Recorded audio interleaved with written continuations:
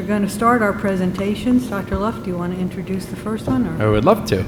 So our first presentation this evening will be the opening of schools presentation from our high school administration. So I'd like to invite up Mr. Matt Mello and Dr. Letitia Payne. Welcome, guys. Well, thank you for inviting us here tonight. This should be really exciting. I promised the senior representatives here, little 6'7". Yeah. All right. Anyway, that was much funnier in my head than it was when I did that. I think you missed. It's more of a middle school. You would have had a whole room of kids laughing at the middle school. Yeah. All right. I'll work on it for next year. And Mrs. Bellino, it's great to see you here. I'm gonna, not miss you. First thing that we would like to start with is we have 2 new staff members at the high school. I'm really excited about this. We have Kirsten McGovern, who's working in our RISE program. It's our 1213 program here, so special education teacher. And we also have Kat Morgan. This makes 3 Kats at the high school. Kat Morgan is a special education leave replacement working at the high school. We're real happy to have both of them. They're very excited to be here. I know Miss Morgan is coaching modified sports as well, so they're really getting involved in what we do here at Putnam Valley, and I think they're great additions for us. Next, we'd like to just throw out there the Big Buddy program. I don't know exactly what year this is of the Big Buddy program, but we're excited that so many seniors get involved in the Big Buddy program to help usher in the freshman class and then be there for them for the entire year. The other thing that we have is we brought back something called the Friends Network. I'm going to just ask Eliana if she would just make a couple comments about her work with the Friends Network. Yeah, so this is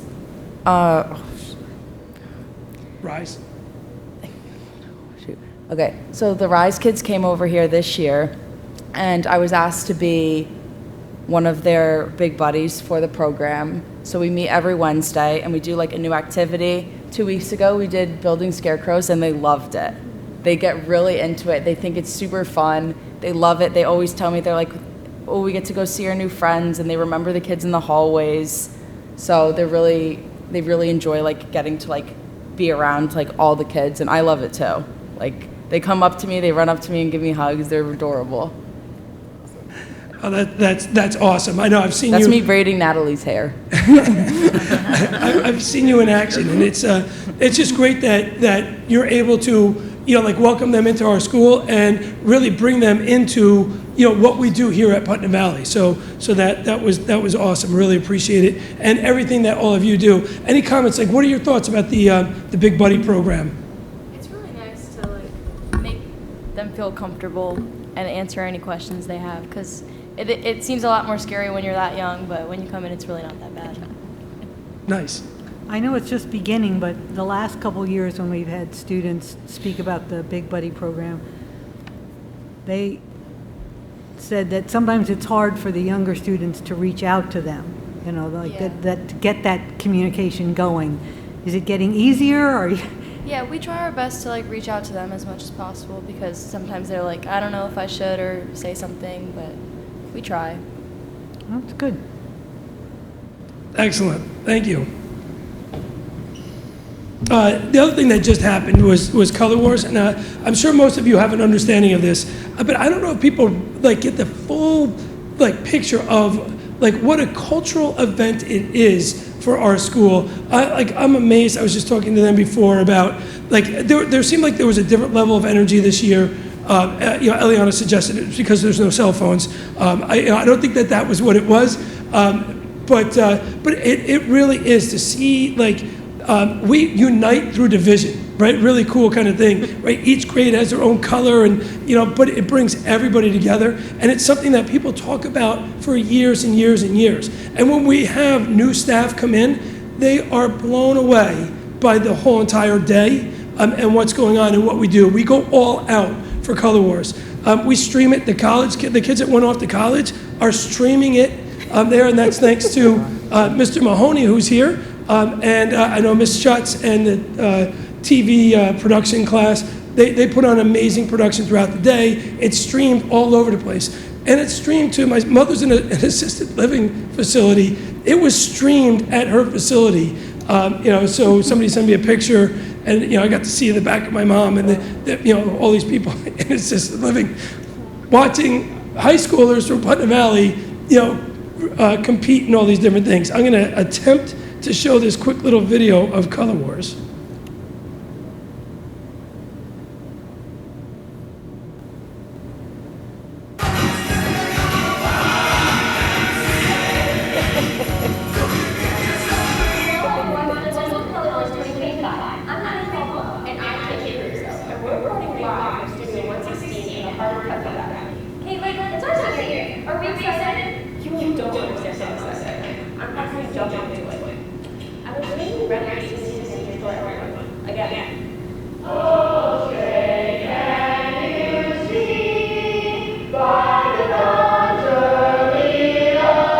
How do you feel that your class did this year's decorations?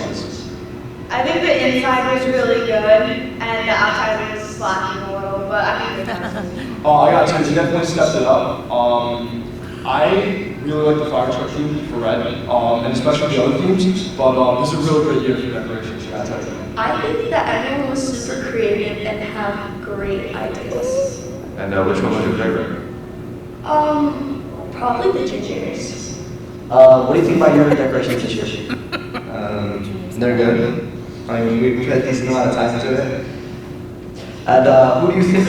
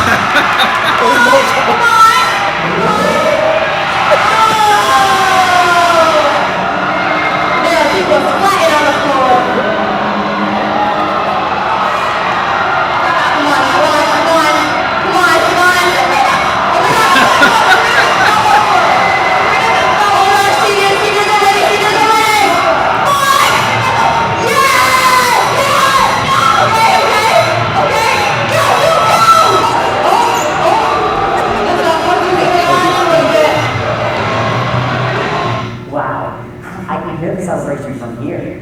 Congrats to the senior class and to another great Color Wars. All right, and a great shout out to Mr. Mahoney again, who, like the Color Wars was last Friday, and I went to him yesterday. Can you get me like a 2-minute clip? And lo and behold, about midday today, he sends over this clip of this. So I really appreciate that you were able to make that happen. Just over to the seniors, give us some of your thoughts about the Color War experience. I think it's super fun. It's kind of the one day a year that everyone's super excited about, and it kind of sets us apart from other schools. I don't really know any schools that do this specifically, and I feel like every kid's really excited about it. I think it brings a lot of the students together too, because we all have something that we all love, and we all look forward to. Yeah, it really is. And like I said, I guarantee you're going to be talking for years about this experience. You're going to be telling your children about this thing that you did at Putnam Valley High School, 25 years ago or whatever it might be. Well, and you had guest judges this year too, right? So it was the 20th anniversary, and another huge shout out to Mr. Scampoli, who's the one that really orchestrates the whole day. Really the behind everything, organizing the students, developing getting the ideas for the games and things that they're going to compete in. But he had a great idea, the 20th anniversary, about inviting some of our alumni back. So there were 4 members of the class of 2006 that came in, and they were actually officiating the events and everything, and they did it with such enthusiasm. It was great to see. So we had James Spring, Greg Cruz, Brian O'Gorman, and Chris Moljo were here. So class of 2006, and they were red, And it just so happens that the senior class was red this year too, so it worked out really well. Oh, that's great. I got to tell you, the freshmen, this was the best freshman color war setup that I've seen in all the years. They really put it together with those minions and stuff for a freshman group. I thought they did great. Yeah, I might have to disagree on that. I think ours was very No, good. what I'm saying is that for the freshmen. Our freshman year, They're defending we were their red. freshmen. Oh, their freshmen? No, I don't know. You I love have the to see. minions. We'll show you pictures. It was great. What was your freshman We were decoration? red carpet. The red carpet. I that's remember good. that. Yeah, that was that's good. good. That was good. The minions were better. I'd tie them. I'd say they're about equal. Good seeing Sam. We're cool Good looking. seeing. Every politician, right? It was, usually it takes the freshmen a little bit longer to kind of understand, what this was really all about. grandiose. But I think they were well prepared for that. And that has a lot to do with the class advisors and how Yeah. well, they get everybody prepared. But, it was good to see the senior class win. We did have the senior class lose in 2012 and Mr. Dolan's 2015. year. My son's Because I know one of them was my son's Junior's year when he was. 2012, I Yeah, remember that. Yeah. So, but it's nice to know that it's like a legitimate competition. All right, I'll turn it over to Dr. Payne. So we keep the community involved in all aspects, in the fun and the excitement in it, but then we also want to have the community voice as well. So we have many opportunities to hear from the staff, hear from the students, and hear from the parents as well. So the three opportunities that we have in order to hear from everybody, we have Vision Quest on Mondays, where we invite about 8 staff members. I think we're up to 5 staff members this year, where we select staff members to come in, and we have about 11 meetings throughout each of the semesters. And we ask them, we pose a question to them to ask them how are things going, to get their perspective, and that's how we shift the culture and climate within the school building. And we really get good feedback from them so that we know how our new systems are going, which we'll talk about a little bit in our presentation. And then we also pose some of those questions to our Tiger Streak, which is our student leadership group.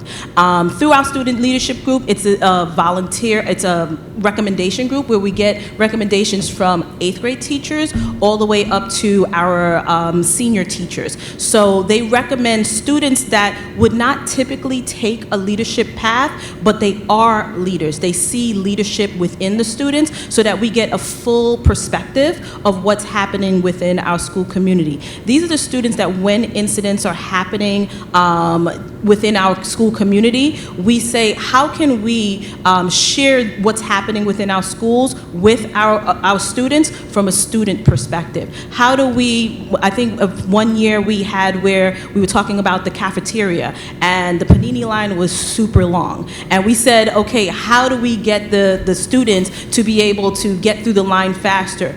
We had a lunch ambassador come and have a conversation with the director that was there so that we created an opportunity for us to have numbers and things like that so that they can get through the line faster.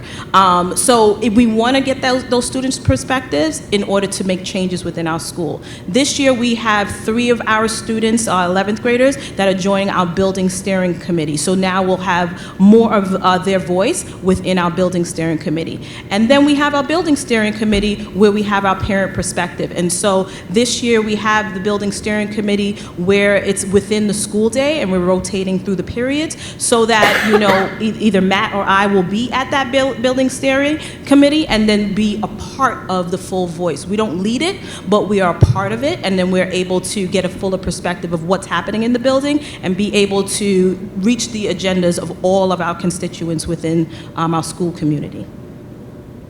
So our Tiger Streak, like I said, we have student advisors who demonstrate leadership. We try to, get their perspective and find out solutions. And then we also have our Bull and Brownies, which that came from Mr. Mello, where we literally have brownies and we sit and we're not not doing that other work, but we're actually talking with the kids to get, their perspective. But we get 2 kids from each of the grade levels, so we have a more of an intimate setting with them in our main office conference room, and we have that conversation with them on Fridays and really truly get to the nitty-gritty of what their perspective are within their respective grade levels. All right, so we have our core values that we developed a couple of years ago. This year we're choosing resiliency. Dr. Luft, our admin team kind of got together, and the focus was going to be resiliency. And I think that was really, really interesting because last year at our Vision Quest meetings, remember that's like a random group of teachers that meet on a Monday. One of the things that they talked about a lot in those meetings was the concern that students aren't willing to battle through tough problems and things like that, you get this no, you know what, I don't want to do it, or just tell me the answer, a lot of these kind of things kept coming up, and so it just fit in perfectly with what we talked about as an admin team with focusing on resiliency this year. So how do we foster resiliency in our students? And when we talk about our Vision Quest, it's one of the things that we're going to talk about in Vision Quest meetings. And it's one of those things that we want to talk about with our students, our student leaders, what is it? How do we do this? Why aren't we more resilient? Things that I just think about in life, right? You're gonna face, things are gonna go wrong. You're gonna face challenges. There's gonna be problems that you have to solve. What are you gonna do next? And are we doing what we can in the school to build those skills so that those students can be resilient, can face difficult situations? I mean, look, doing a math problem is probably going to be, not the most difficult thing you're going to face in your life. There's going to be a lot of other challenges. But learning how to fight through that math problem is going to foster the things that you need, that resiliency to get through a difficult thing that might happen in your life at some point. So we think it's really important that, this is one of our core values, and it's something that we're focusing on this year.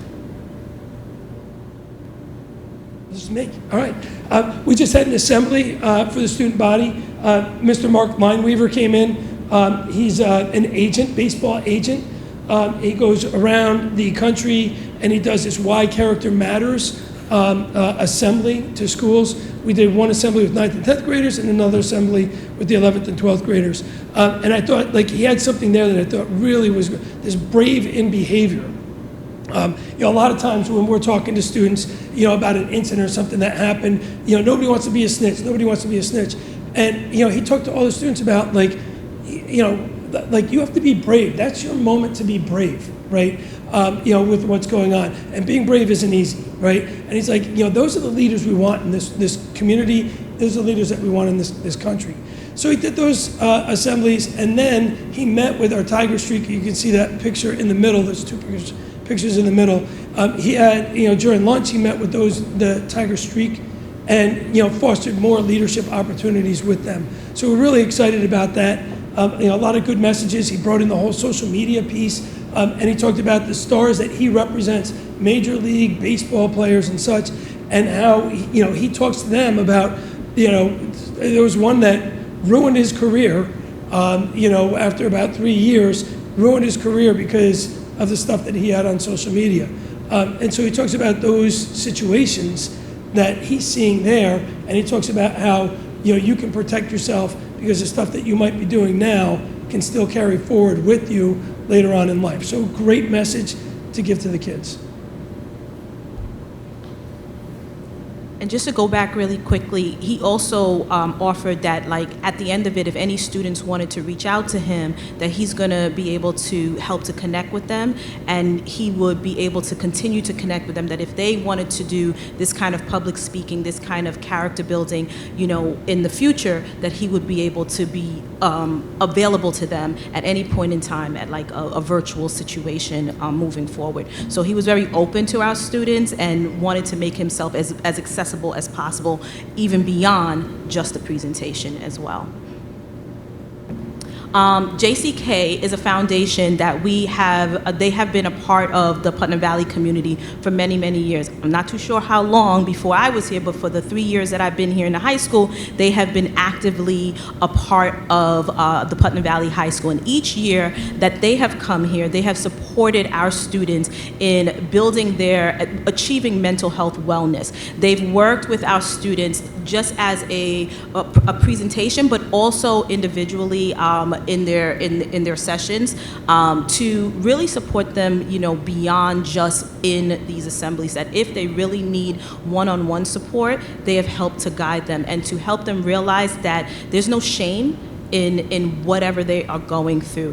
Each of the presenters, John Tessitore and Kevin Mahone, have gone through their own mental health struggles, and they share it openly. And they allow the students to feel a sense of, you can come to someone, you can find someone to reach out to and have those conversations with, and to find help and support. So you can see that students that normally have a wall up end up, allowing that wall to fall down so that they can receive the help and support that they are in. And we thank, Ms. Gina Fry, who she's one of our school psychologists, who helps to organize this and make sure that they come back each year to support our students. Yeah, and one of the great messages that both Mr. Lineweaver and the JCK Foundation had was they said to the students, develop a relationship with, have a trusted adult that you can go to for whatever it might be. And I think that's one thing that we've been stressing for a long time at Putnam Valley, so their message really resonates with us and with our students. Now we'll get to the real exciting stuff. You guys ready? We have our 5-year enrollment numbers.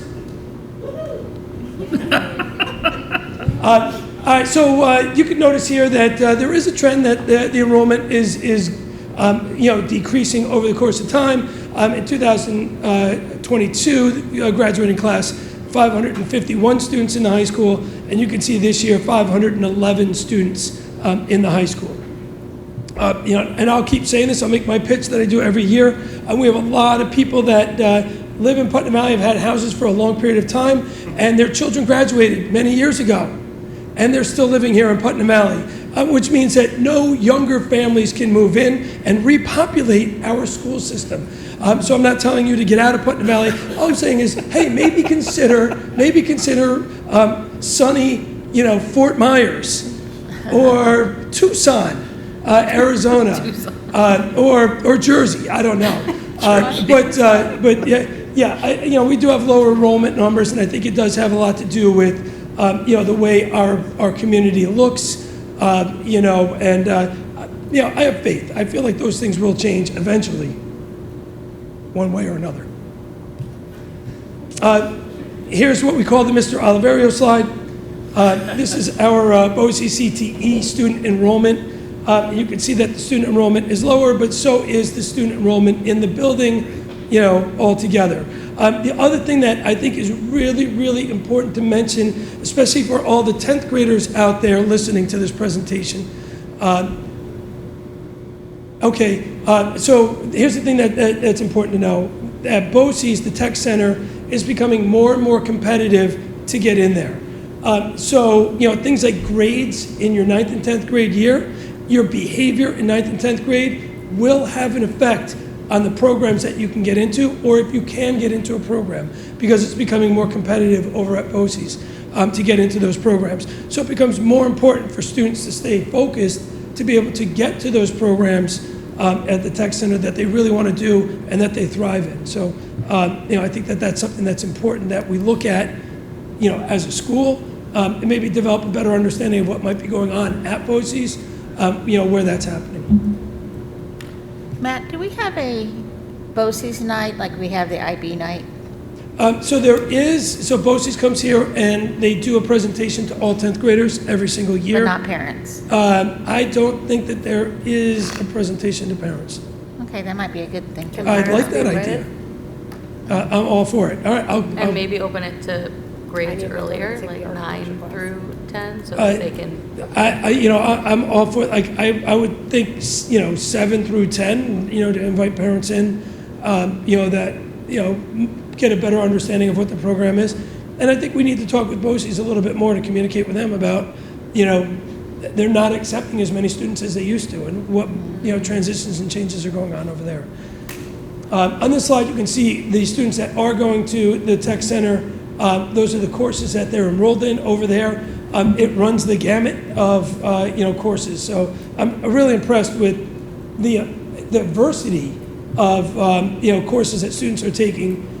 So they really do meet the needs of many of the students where we can't do that here at our school. So you know, being able to identify students that can take advantage of this and then making sure they understand what they need to do is really important. So that suggestion about a parent night, that's pretty good. Matt, you know, I'm looking at the numbers and I'm impressed. The diversity is really outstanding. I see a lot of students opting for construction of electricity, which is a tough course. And that's one that requires, I know, math. Shocking. But that, you know, stressing those grades at those, you know, in the 9th and 10th grade level is really important, because you're right. You know, at least my contacts at the tech center tell me all the time, the kids really require math and science to enter into many of these programs. And if they don't have it, they're not going to be accepted. And these are great trades, all of them, to enter into. And it would be a great loss if a kid just kind of, I'll just go to, you know, tech center and I really don't have to work. No, you got to work. I mean, some of these courses are very difficult. So I'm happy to see the diversity that you have and the numbers. And I understand that the lack of enrollment, because your enrollment overall has dropped a bit, especially the senior year enrollment. Yeah. So, keep going on that path. And also, you know, talking to Mr. DiGregorio and doing a little bit of research on my own with the International Baccalaureate program, I'm hoping that our district can embrace some of the more trade-centered aspects of IB. And I know that IB has those things to provide internships within the trades, things like that. It's a lot of work, and I know that it may even require some extra staff, but I think for those kids who want to follow that path, that may be a very viable alternative for them. Yeah, I mean, currently we're investigating the middle years program, right on our path to authorization there. IB also has what they call the careers program, the CP, Right. which is for 11th and 12th graders as well, which meets the needs of, you know, students that might, you know, generally not be, you know, on a track for college or something like that. I mean, there's, you know, different aspects to the CP, but. Has Vin ever mentioned that CP program to you? Yeah, you know, so like I can juggle 3 balls, I can juggle 3, but you know, when you throw 7 at me, I'm going to get buried, you know, at the bottom of that. I'm not sure I ever have a conversation with Vin that does not include the CP program being thrown in there somewhere. So we're aware of the program and the career program at the IB program, yeah. So we're well aware of it, and Vin has been an advocate for it for many years. I'm a big advocate. I think that's a great direction for us to go as a district. To Matt's point, we could only have so many balls in the air at once, but I'm certainly not saying that it's not something we would pursue in the future. No, I understand that, Dr. Luff, but you know, that part of the population, if we can support them even more than you know, what we do, that would be great. I think very positive. Thank you. Yeah, so like Dr. Love said, it's definitely been a conversation for quite a few years. Yeah. Just a matter of like, you know, when's the timing, What right? can we do? What can we do that? Do you have any students who are in or have applied to the New Visions program, the one where they get college credit at BOCES? Like, I think they have a physical therapy and a nursing. I don't see it specifically on there. I didn't. Yeah, it's a great question. I don't know if we do right now.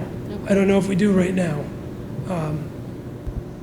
Yeah. I would have to check whether, I understand the question. I don't know whether medical assistant or intro to health occupations falls within that umbrella. I don't think so. Or if that's a separate program or not. I think New Visions Health is a separate program. We just might not have anybody enrolled in it at this time. We had gotten the whole presentation on it. I know that we just sat through an IB course, which is amazing, but I was wondering if, or, you know, when you have that conversation with the parents and the students, bringing in that New Visions program. I don't know if you had quite the presentation that we had on it from BOCES, but it's really great, and they end up with like 18 college credits from Mercy or something. It's another, yeah. Great. Yeah, again, we definitely could do like a better job of understanding, what BOCES has to offer and how to promote it to our students. Yeah. Absolutely. Matt, just a quick question about the BOCES courses. If a student is an IB diploma candidate, are they limited in being able to take advantage of the BOCES courses? They are, and that's just because of time constraints and coursework. All the courses. Yeah, Right. because you need 6 IB, like, a student that goes to the BOCES Tech Center usually takes 4 courses here, and then they take the rest of their coursework over at the Tech Center. Okay. So there's not enough time in the day for them to do the diploma, requirements, and one of the Tech Center courses. But alternative would be for the IB, for students to take IB courses, not necessarily diploma work, and Correct. also access BOCES, right? That's exactly what I was going to Okay. say. We certainly have students who go to the CTE program but are enrolled in IB courses Great. during those Yeah. 4 periods. to her point. Yeah, absolutely. And like, we had a student 2 years ago that was a welding student over at the Tech Center and was taking IB music here at the high school because he loved music and wanted to learn more. Loved playing guitar and all that, but he wanted to learn more about all these other aspects, the theory of music and all music from different areas and cultures and how it's put together. He just had a passion for music, so he took an IB music course, and he did welding over at the Tech Center. So Great. It was a great opportunity for him. I'm glad we had something for him to take advantage of. Thank you. That's why that IB concentration in business or the trades would benefit those kids. It really would, because it would provide more opportunity for IB courses while they're at the tech, and that would be a great thing. And I know it's a big bridge to cross, but certainly we've done just as enormous tasks in the past. So Yeah, I mean, hey, Sisyphus just keeps pushing that rock up the hill. there right? you go. know? Yeah, I agree. Here's a slide on our numbers from students from Garrison. That's good. So these are Putnam Valley students from Garrison, and you can see that we have 7 freshmen this year. There are 12 sophomores, 4 juniors, and 1 senior, so 24 in total that are coming here from Garrison. It's the 3rd year that we've accepted students or have been a choice for students that reside in Garrison, the Garrison School District. So we're real happy with these numbers. On the November 7th, we'll have the visit from the 8th grade over at Garrison. We'll do a whole kind of like 17th. on the 17th. Yes, on the, what did I say? That was 17th. Anyway, so they'll come over and they'll get an orientation in the morning, and then we'll do a presentation for their parents at night.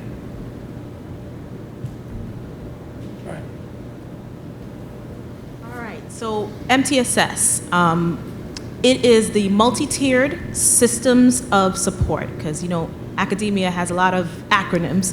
It's the multi-tiered systems of support. It's the way that we support our students academically, behaviorally, social, emotionally. We have our student support team, which comprises of Mr. Mello and I, our school nurse, our school psychologist, and our social worker. That is where we keep the pulse of the entire building. But then we also have our student-facing team, which is our classroom teachers. We make sure that we meet. This year, we are meeting a little bit differently. We have developed some collaborative time for our teachers in the high school, which is super hard to do when you're in the high school, because in the middle school you have teams when you are teaming up within your grade levels, and then in elementary you have your grade your grade level team of teachers. But in the high school, we've made it our mission to ensure that we can have our teachers meet collaboratively. And so with that, this year we've built that into our schedule, and so we use that collaborative time to now now meet with our teachers for our MTSS time. And we're working with the teachers to find out more about our students in the classroom, to see how we can work together to identify what are the needs of our students and to ensure that we can be able to find whether it's an enrichment or whether it's a remediation or support for them. Right now, we're also looking to expand those opportunities into talking with some of our coordinators to see how we can build in some supports within the general classroom settings that we have within our building.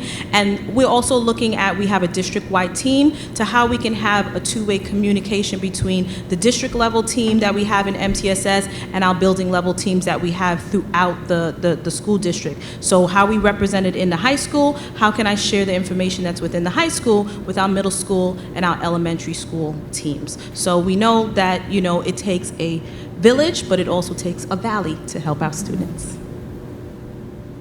So this year we have our New York State law that really supports the mental health of our students as it relates to cell phones. We had a guiding policy that we already had within our school, so students were familiar with that practice that we had in school, but this year we also have the law that came into practice within our schools. We have worked with our students and our staff to ensure that we are enforcing this law within our school buildings.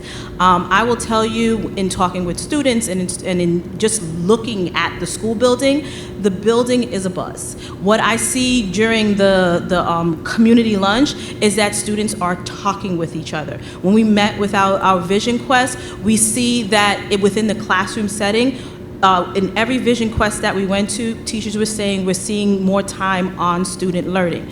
Now, obviously there's varied perspectives within the students saying whether they like it or don't like it. But overall, in general, when you look, the students are eating more because the food is they're eating more of the food. That's what the food staff is saying. I see kids engaging with one another. They're really being kids, and that's what they were saying in the Vision Quest meetings. So we are seeing very positive interactions and results as it relates to the internet-enabled devices.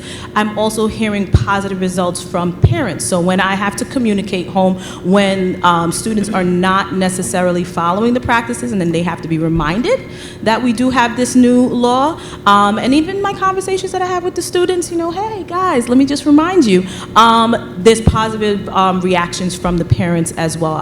To date, I have not had a negative reaction from the parents. So hopefully we'll keep on that track. I just want to point out that that picture is staged. I don't know the last time you saw an adolescent with their phone on their ear. I'm pretty sure neither of my boys are aware of the fact you can speak to the phone on your face and then it'll come out of the little speaker instead of walking around the house on speakerphone all the time. So that's how I knew this was staged, because nobody actually puts their phone on their ear under the age of at least 35 Can we get an or so. update from the students? What's your take, all three of you, on how that's working, the phone? Be honest. That's why you're here. I mean, it's fine, and even if we didn't like it, there's nothing we can really do about it, so we just kind of have to suck it up. Do you find that there is more socialization going on amongst students? I think we're always social, regardless of the phones or not, but it definitely gives an extra push because you can't go on it either way, so there's no other option. I agree. I think that we are talking more. I feel like my grade specifically, and my friends, we've always been pretty social, so not much has changed, but for some people it has. I like that one comment that it seems you're becoming more social over time. You're getting used to that, not texting or messaging, but actually. What's that? It's nice to have a break from from it. Good, I like that. Thank you. And I would probably agree with them in what they're saying. Their grade is probably more social, because what I've seen over time is the older students, more senior students, they tended to be more social amongst themselves. But the younger grades who fell into that category of students that got locked in, during that COVID time and that kind of thing, you started to see them more social, especially when I was in the middle years. You started to see them more on the devices. And also at our last meeting, they also said students are using email more and learning how to use it more too. So when they do use some form of technology, they're also learning how to use it better, with more usefulness, with more resources. Yeah. So I get the social piece. Talk to us about the impact in the classroom, the attentiveness, your ability to focus on. Do you notice a difference there without having that distraction in your hand or pocket? Yeah, I think the classrooms are a lot better. Everyone's a lot more focused than before. That's important. That's the point. Yeah, that's important. That's the main. I think we all joke around with each other more, because we're not all looking down, but so the classrooms are louder. We're all talking to each other the entire time. Thank you. Yeah. All right, next, just a little bit about IB. We had an IB information night tonight. I thought, it was really well attended, and it's a great information for people to get an understanding of, what the IB diploma program looks like. I'm not going to go over all these things, but you can see that overwhelming 100 out of 135 seniors taking IB courses, which, we talk about senioritis, start to eliminate that. And then, the average senior completed more than 3 IB courses, so it's really good.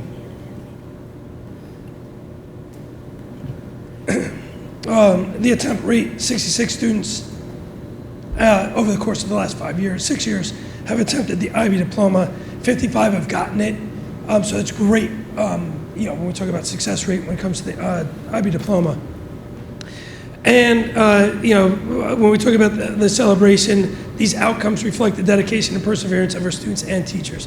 It's a lot of work. Whether you're taking the full diploma or you're taking a course or two, we realize that it's a lot of work for everybody that's involved, and it's been very successful. One of the things, there are 5 Putnam Valley students at Cornell right now. 5, and I don't know if we had one over the first 20 years. So it's pretty amazing to look at what the IB program is doing and the opportunities that students have moving forward. I know we're talking about this is like the upper echelon of students, but we have a student at University of Rhode Island that was accepted into BU, but the money that she was receiving to go to Providence, the money that she was getting to go to Providence made it cost like $5,000 a year. So she chose Providence over BU. So students are getting these kind of choices and this kind of money to be able to go to these institutions, which is a big deal. It's a great statement by somebody from the class of 2024. As a biology major, taking IB Bio is greatly helping me at the moment. Everything we are learning is essentially a review of what I've learned in IB Bio, so I'm performing very well on biology exams as a college student. IB has also helped me a lot with proper formatting of papers and citations. In my English class, I also find that IB English has helped me so much with my writing, and I'm scoring well on writing assignments. So, and this isn't, this isn't a diploma candidate, just somebody that took IB courses. Next, we have started our journey into NYP, the middle years program. The middle school received authorization last year.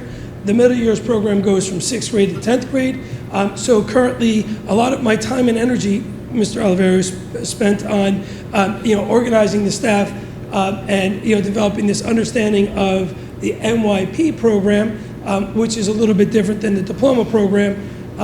So we're going through that process with the staff, and it's a major commitment by everybody involved, to kind of make this shift to what, IB calls their approaches to teaching and learning, and, how do you infuse all those things into your classes in 9th and 10th grade.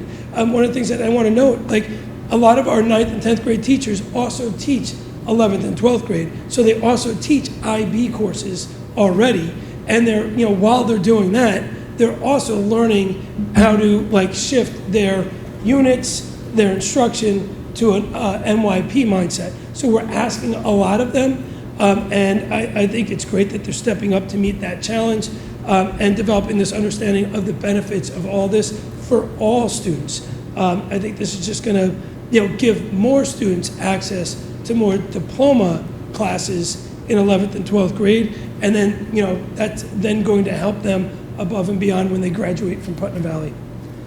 What have we done over the summer? Kat Schutz, our MYP coordinator, led 4 intro to MYP training sessions for our teachers. We had our launch day on the 27th, so Superintendent's Conference Day. We spent the whole day with our 2 advisors from IB, the whole staff kind of getting involved in everything MYP. We've sent staff out to trainings, and we developed collaborative time. And every week we have collaborative meetings with all the different groups to go over different aspects of IB with them. We focused the last 2 weeks on approaches to teaching and approaches to learning. Approaches to teaching focuses on 6 concepts when it comes to learning, and approaches to learning focus on the student side of that. We started with the unit plan, subject group overviews, and like I said, we're looking at all those other things. So,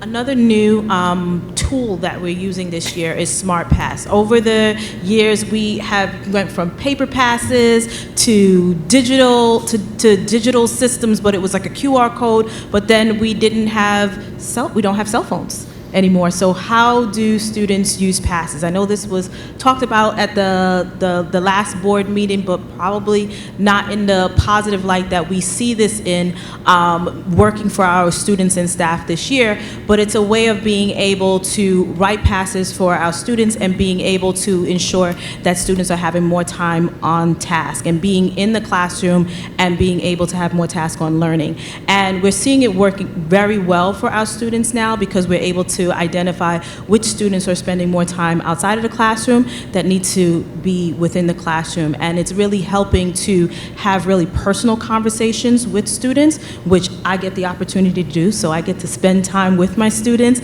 and say, hey guys, let's talk about these classes. Let's have these conversations. And I get to sit with them and talk about which are the classes that they're coming out of the most, and say, let's talk about why this class, or what is the reason why we're coming out of the class so often? How can I help? And then having those conversations with families and having those conversations with their team of teachers to then work that MTSS support system that I talked about earlier to better help them to get back in the classroom. And for me, that's why I think Smart Pass works so well for our students, because it's really an intervention system as well as a way of talking about how, yeah, we did the paper passes before, and we've always looked at students going out of the classroom and in the classroom, but it was on paper before. This is just a 2025 digital way of doing passes that's quick and easy, too, for teachers, because the students create their own pass. Then either they are just creating it, it's sitting at their desk, or they turn and face it to the teachers. They come in, they log it off, and then they go back to learning. It's not something where the teachers are stopping to create a pass, write a pass, and all of that. They quickly do it, and then if the teachers have a club or an activity, they are able to quickly put a whole pass system and have the students move from one classroom to the other. If there's a student supportive psychologist needs to see them, they'll write the pass to the student so that the student can come and see them at a designated time period. We've even used it for our student leadership group, so that the teachers knew that this group of students were coming to see them. They already had their passes. We didn't have to write all the hand passes and get them from point A to point B. It was a very efficient tool. So I feel that it has worked positively. Now, there's some glitches because it does have like a flex opportunity, so that if there's a flexible way, but that's something that we're going to teach in as we learn more and more about how the system is working. And some of the things that were brought up at the last meeting, I don't see it that we're looking at it in that way. Since the last meeting, I did a lot of research. I also contacted one of the sales reps of SmartPass, and we had a nice conversation. The biggest thing that I don't like big government. You need to understand that. I got problems with Albany. I got problems with people telling us here in this district, what to do and when to do it. And I also have problems with authority figures that try to, oppress everybody else. SmartPass, the one positive about it that I really like is that, God forbid, in an emergency situation, you know where every single kid is. And that is a true health and safety issue. And I wasn't aware of that, and that makes a lot of sense to me. So, God forbid, there's the worst scenario that you can imagine. Johnny Jones or Betty Lou are out of the classroom. Oh my God, we got to let the police know, we got to let people know that 2 of our students are not where they're supposed to be. That is a lifesaver, and that I support. I don't like to micromanage. As I said, I don't like that authoritarian nonsense. I do request, and it's just a suggestion. I've spoken to some of the students, especially when I was here for Color Wars, asked them what they thought about it. Most of them just kind of shrugged it off. They said, well, yeah, it's a pass, it's easy, it's no problem. And I was happy to hear that. The big concern, and I don't know whether it's a myth or an urban legend or what, they say that every pass that happens gets sent home to the parent. Now, I'm hoping that's not true, and my suggestion would be I would only have those parents who request to have access to SmartPass have it. I would not make it en masse, because these are young people who are getting ready for the world of work, and when they're at college, mom and dad is not going to be there to know whether they're going to classes or not, or when they have a job, mom and dad are not going to be able to know whether they're in attendance. They need to learn that responsibility within the institution. So you meeting with them is great. You're out of class a lot. We're seeing that. What's going on? I love that. That's a great approach. I just don't like the big brother coming down and making the kids, unless the parents request it. If they request it, the parents have the ultimate right, I believe. If they say, I want to have access to SmartPass, God bless them. Otherwise, deal with it in-house. That's my one suggestion.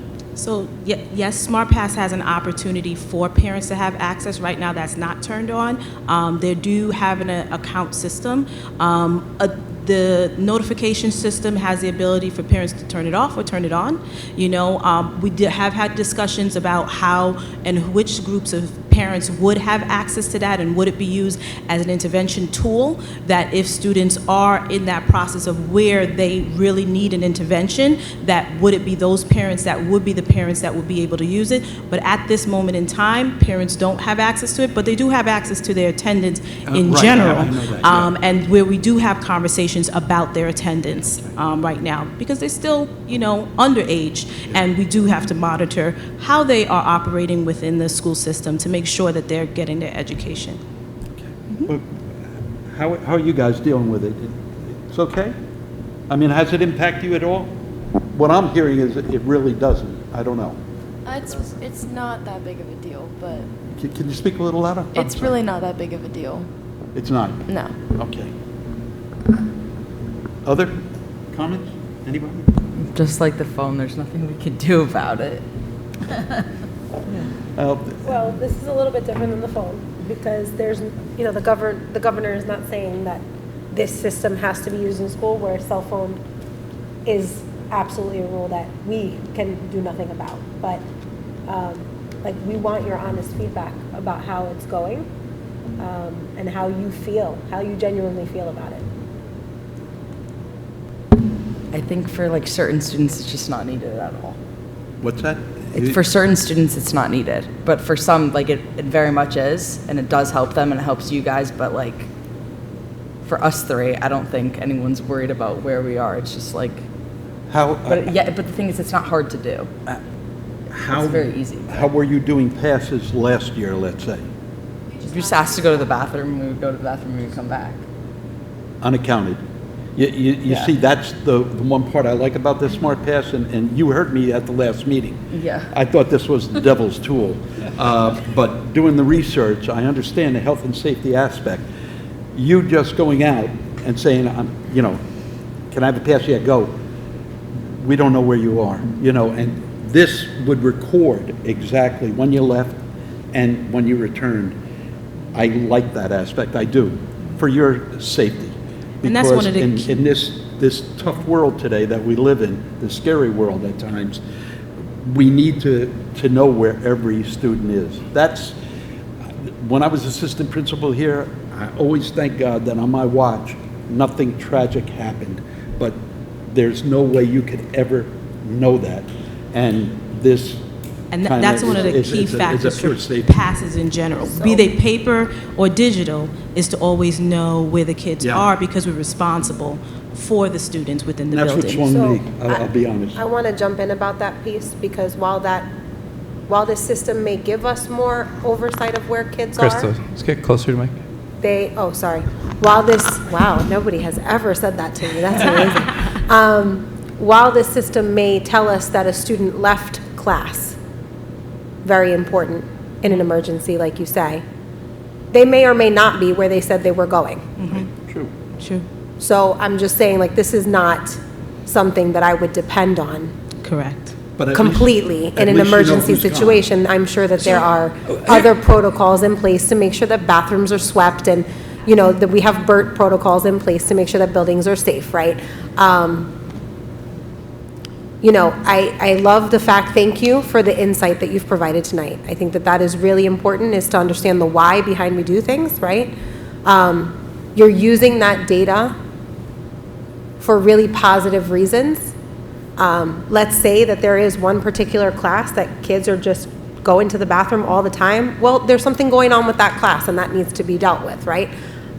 If it is a particular student, maybe that student has something going on that they need support, right? And so I love the fact that you're using it for that MTSS reason of providing support, not necessarily the big brother oversight. Right. At the same time, I do teeter between the idea of the fact that they are also going into the world, and that they need to be able to have a little bit of freedom in some capacity. And that perhaps, I'm just saying, this is not my decision to make, but perhaps it doesn't need to be for every single student in the building. Maybe the intervention is applied as it's needed. And so that's just kind of my sentiment. But if you guys are saying that it's not really that big of a deal, my bigger concern was a teacher stopping instruction to then go on the computer and approve a pass. Like that can't be a thing. No, so a couple things here, right? One of the things that we were lacking last year, the year before, right, was consistency, right? There were some teachers that would have a book in the front of the room and the kids would sign in and out. Okay. There were other teachers that would give kids a pass. Some teachers would be like, oh, here's the classroom pass, take this with, I don't know how sanitary that is, take this pass to the bathroom, the next kid's taking the pass to the bathroom, next kid's taking, right? There were all these different methods. Ever thought about And it really was born out of, like, we tried doing the QR codes. Every room had a QR code. This is COVID, right? Every room had a QR code. Kid could take their phone, they could QR code it. Now we can't, and there were some teachers that still use that method for students to go to the bathroom. So we were all over the map. So there was no consistency with what we were doing when a kid was out of the classroom. And then, like we talked about, if we need to account for students, who's out, where are they? The other thing that we're lacking with the consistency now is each floor we have a hall monitor.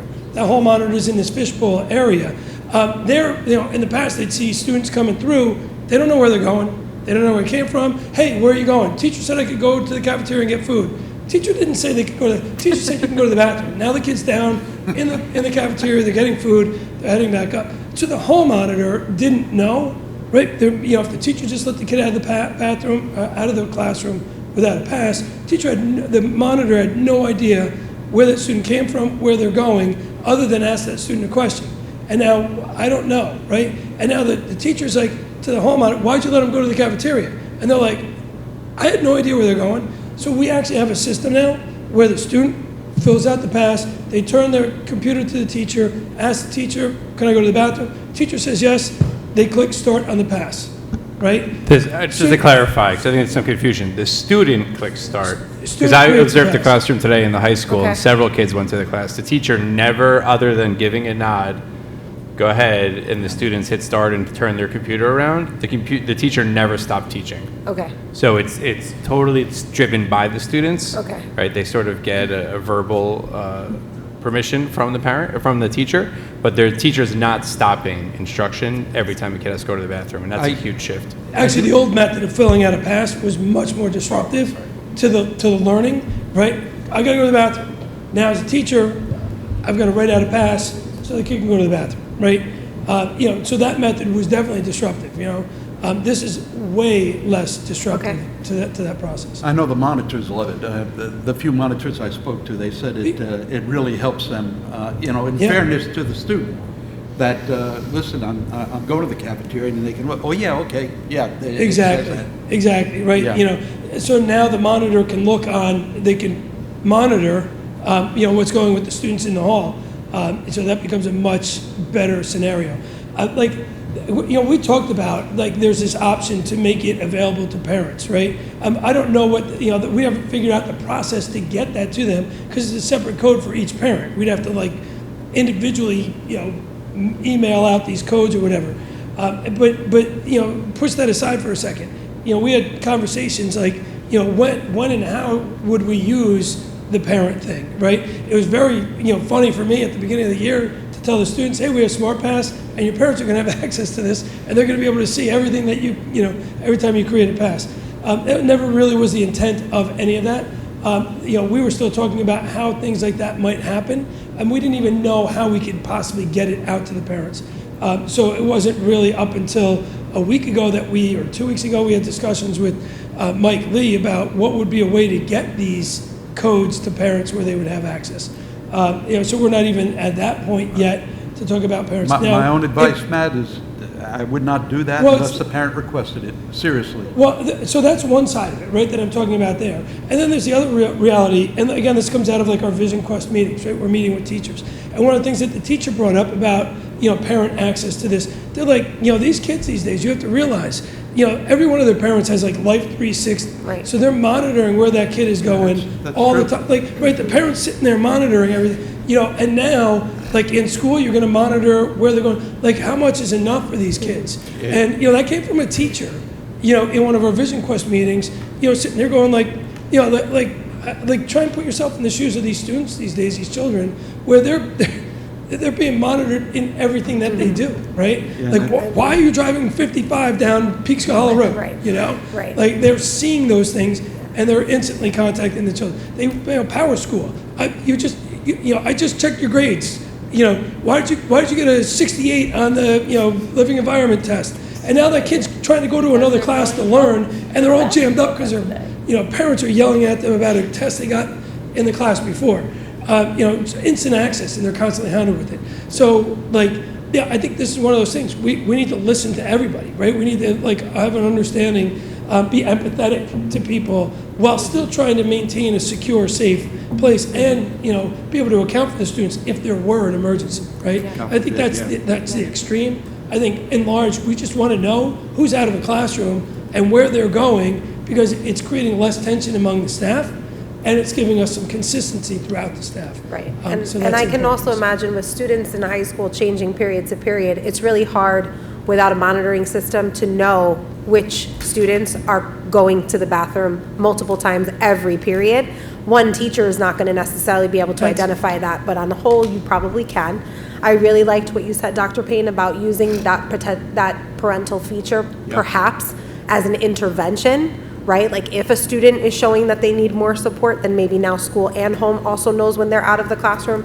I would suggest that perhaps it could be a topic at one of the steering committee meetings to float this, to say, hey, how do we best think that feature of the program could be used, and just continuing to get feedback. The only other thing that I would say is that if the purpose of this is to identify need and support, that happen. That it not just be so that kids have to fill something out and a teacher has to approve it, but that the data be used for real support.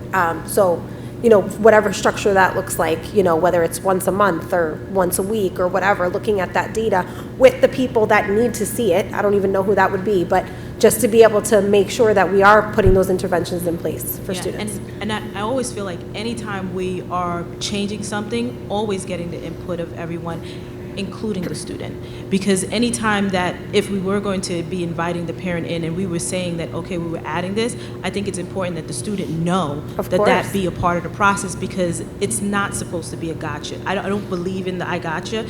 Even with the cell phones and things like that, when we're saying that parents are going to be a part of this, the student already knows that, hey, now your parents are part of this process, because here you may not be following the state, the law, so now you are part of this conversation as well. So leaving them out of the process, I don't think that is an effective way of helping them along their journey. So yes, they would be a part of the entire process as we move along, and I don't think it's a one-time conversation, because this also is a new tool that we're using. Absolutely.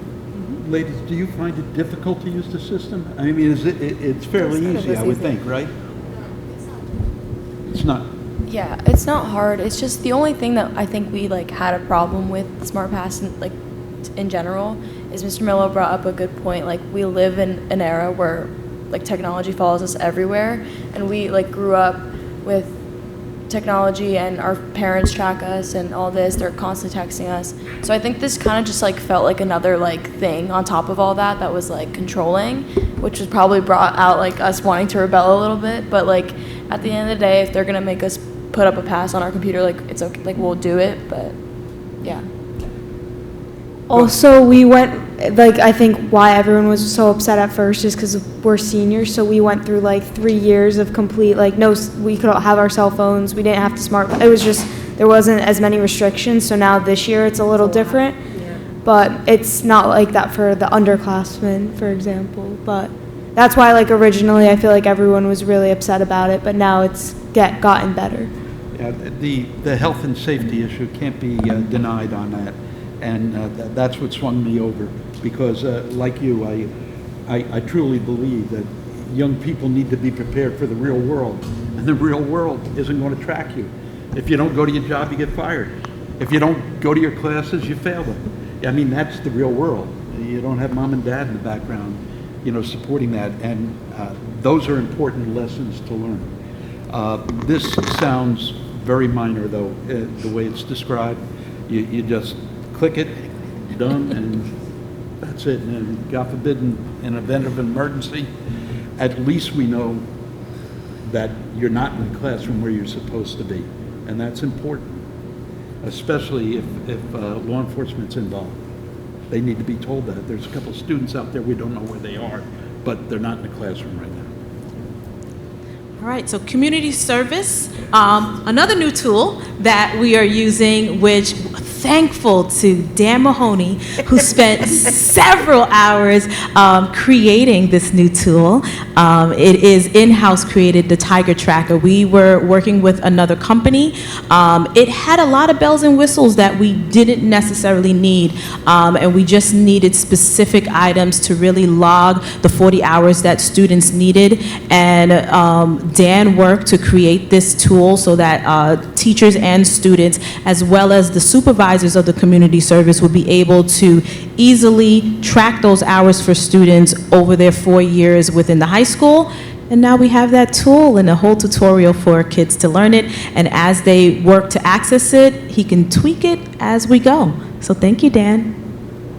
Go, Dan. All right, just a couple upcoming events. October 22nd, actually that's tomorrow. We have a kind of college financial aid night. So I think we have somebody coming from Pace University that will be here to talk about the college financial aid process with families. I don't think we did it last year, so we're able to bring it back this year.